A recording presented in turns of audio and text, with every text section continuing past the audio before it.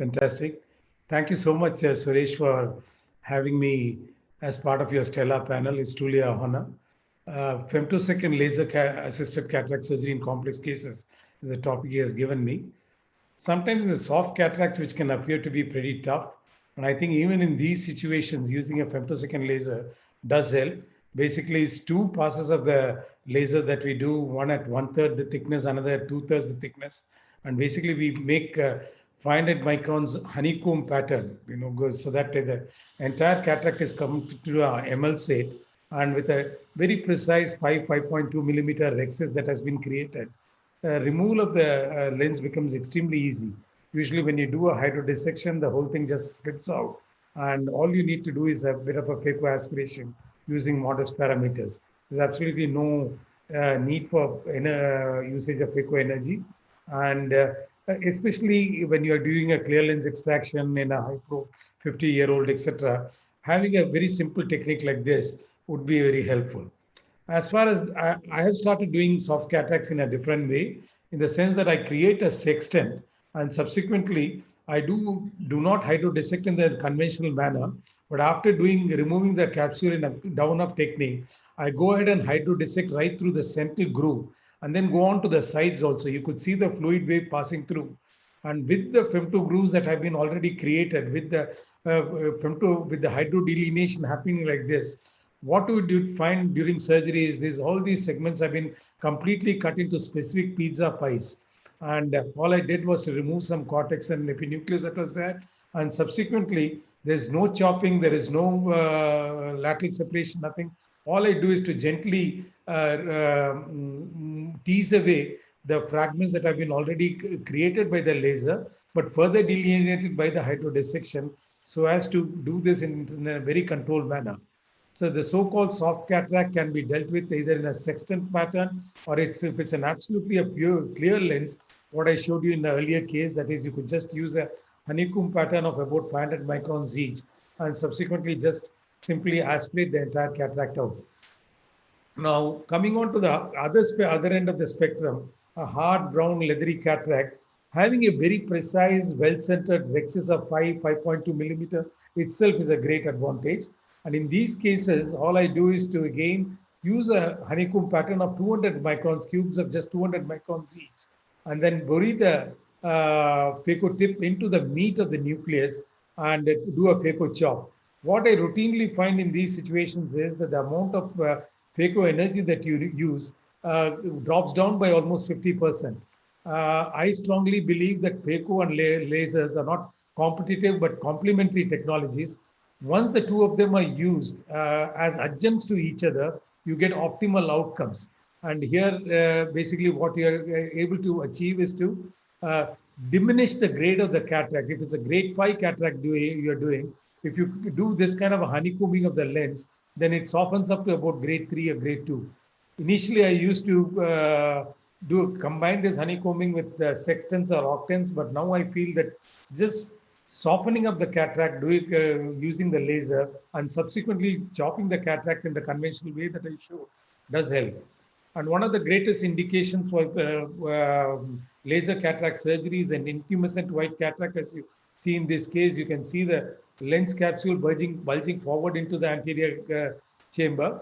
And that's the laser that's been performed. And it takes 6 seconds in some, it takes 1 second in others. Invariably, I go ahead and use the dye simply because I cannot make out where the capsule is lying. In this case, as you can see, the capsule line is lying free, and I don't have to do anything about it, and it just flows into the phaco probe as I start the surgery. As we all know, in these intumescent cataracts is a perfect rexus, which is the greatest challenge, and this is a situation where the laser definitely comes to help. But this is not always the case. In a situation like this, as you can see, this is again maybe a little less intumescent, but nevertheless a very wide cataract. As you can see here, it's not a free-floating rexus that you have. So you have to be cognizant of the fact that, especially if there is some amount of capsular fibrosis, the capsule may be adherent. In these cases, if you go in with a down-up technique and just try to lift up the rexus, you might end up with a rexus run off to the periphery and even wrapping around to the equator. So in these cases, basically the laser has created a template for you, and subsequently in the conventional way, going in with a 26 gauge needle, you are able to separate out the rexes. Then the hydrodissection and the rest of the cataract surgery follows. In these absolutely white cataracts, I do not do any nucleus emulsification at all because it doesn't work. But on the other hand, if it's a hard brown cataract, irrespective of the degree of hardness, it always has an impact. What about subluxated cataracts like this? What you see over here is 20 years of cataract. Patient had an injury at the age of 10, presented to us 30. There's a significant opacity, no no zonules here, no zonules here, just a few fragments of zonules here. And how are we going to deal with this particular case?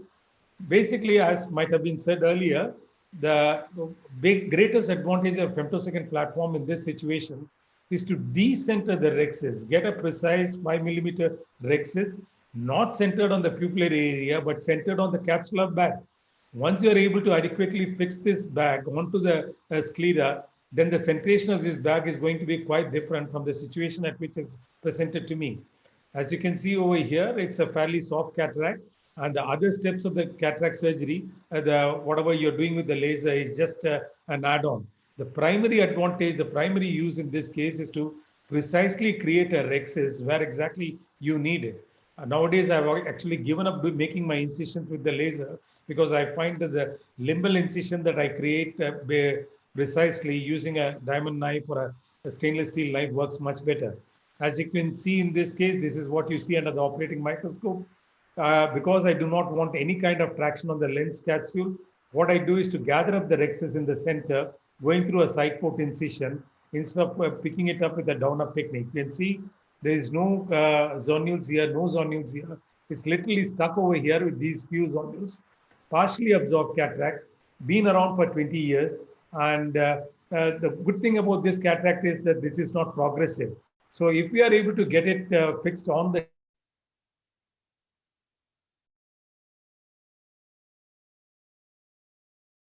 IMAX segments, etc. But as soon as I slipped in the endocapsular ring, the entire capsule seemed to settle down quite well. And all I had to do was to rotate the endocapsular ring in such a way so that the area of the subluxation was adequately supported by the plastic of the endocapsular ring. And then I could slip in a single piece intraocular lens into the bag, and this was end of surgery. Another situation, a posterior polar cataract, often it's a problem, but one of the greatest advantages of the femtosecond platform, here what I do is to usually combine cylinder with segmentation, and usually this gives us pie-shaped fragments for us to remove, so that it's essentially separated into three cylinders are put in, and also 6 segmentation is done. And each of these segments is a small segment which can be picked up. This is what you see under the operating microscope. So using the external nucleus, the endocapsule, as well as the cortex as a cushion, what you're able to do is in a very precise manner, remove each of these nucleus fragments one by one. You can see this and the kind of the settings and the kind of power modulations that you need is extremely small. So you can make out that the posterior polar area, which is the area of weakness, which is the area of concern, is actually dealt with right in the end. And once you have debulked much of the capsular bag, in case some of the nucleus of the cortex is stuck to the capsular bag, it's even possible to go ahead and do a certain amount of hydrodissection or even viscodissection, because there's no longer any stress on the capsular bag. So this is the way it proceeds. You can see that the posterior polar opacity has also come in. And then subsequently, we go ahead and remove the cortical matter. As we all know, in a posterior polar cataract, the surgery is not over till it is over. You can get a posterior capsular rent at any stage of the surgery. So I am removing all the cortical matter in a very controlled manner. And subsequently, we are going to be implanting an intraocular lens. And that's almost end of surgery. Can I take a minute more? Yes, sir. Yeah, this is a situation. This is a situation, as you can see, of capsular fibrosis, which is right there in the center. And Again, sometimes it's quite challenging to create rexes in these situations. And as you can see over here, it's not a free-floating rexis. You can see the capsular fibrotic part right in the center. And basically, it is stuck in the periphery. In these situations, all you have to do, as I showed you earlier, is to go ahead and remove those areas of adhesions from the rest of the rexis so that the rest of the surgery becomes quite easy. And that's the rexis that has been created. And subsequently, we go ahead and implant a lens of our choice. A more severe situation like this, where you can see that this cataract again has been there with the patient for many years. The capsule is totally fibrotic. And here I'm opening up the arcuate incision that have been made right in the beginning. That takes care of some amount of astigmatism also. And here again, the rexis, all we have is a template. What you have over here is an extremely thick area, and there's no way this can be cut with the laser. So basically, what we are not able to achieve with a $500,000 machine, we are going to be achieving with a 500 rupee scissors. But having said that, the laser platform has given us an extremely precise template for creation of the rexis. And you can see that, and there is some amount of nucleus segmentation also that has happened. And even with the 26 gauge needle, I'm not able to separate the rest of the capsule from the area of its dense adhesion. So I go in with the scissors, and it's just common sense with the usage of the right technology. Sometimes the best of instruments may not work, but a simple instrument in your hands, the Warner scissors, micro-rexis scissors might do the job for you. And that's exactly what is being done. But the thick plaque of cortex that you see over here, the cut of the capsule that you see over here, is not something we're going to deal with. That's the end of surgery, and I can go ahead and implant a lens. I think I'll make this the last of my videos. In a post-radial keratotomy situation, sometimes the laser has not passed through the areas of the arcade marks, because of which you may not get incisions in those areas, and that's the reason you have to pick it up. Because the first eye went off quite well, I went ahead in the second eye, which I did a week later. I just picked up the rexis, and you would find precisely in the area where I had an arcade mark, there's a rexis runoff over here. That's basically in this area, the rexis has not got cut. So always in these cases of RKIs, in case you are going to femtosecond platform, it's always a good idea to be cautious. I think my time is up. I'll skip this. So basically, as technologies and techniques mature and we have the femtosecond platform available to us almost for a decade now, the complications have decreased, competition has reduced the cost, outcomes and efficiencies have improved, and we are finding more and more applications.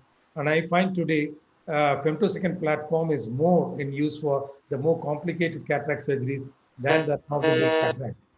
Thank you so much for your kind attention.